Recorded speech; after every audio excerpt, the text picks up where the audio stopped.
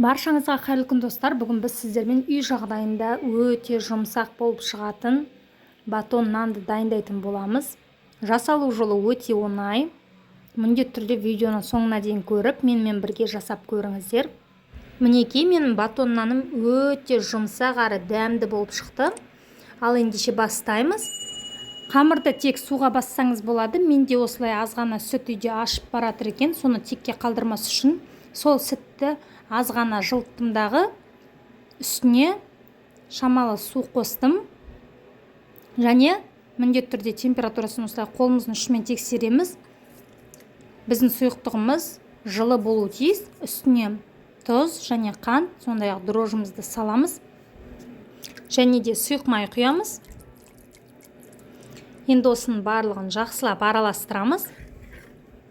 Сіздерге қажетті ингредиенттің барлығын достар описанияға қалдырып кетемін. Сол жерден кіріп қарасаңыздар болады. Ұнды үстіне міндетті түрде електен өткіземіз. Және барлығын осылай аз-аздан сала отыра ұнды араластырып, біздің қамырымыздың консистенциясына қарайтын боламыз. Қолға жабыспайтын қамыр шығуы тиіс. Мен қолға жабысқандықтан соңына қарай тағы да ұн қосып жібердім. Және осындай жұмсақ қамыр елейміз. Қамырымыз дайын болған сәтте бетін жауып, тура 1,5-2 сағатқа қойсаңыздар болады. 1,5-2 сағат аралығында қамырымызды көтерілгесін үстелімізге қойып, 1-2 бөлікке бөліп аламыз. Егер сіздер кішірек қып жасаймын десеңіздер, 3-4 бөлікке, одан да көп бөлікке бөле берсеңіздер болады. Мен 2 үлкен батонын жасайтын болғандықтан қамырды 1-2 бөлікке бөлдім. Және жаңағы бірінші бөлігімді осылай қолдың көмегімен жайып алдым. Оқтаумен жайсаңыздар да болады, өздеріңіздің ыңғайыңызға қарай.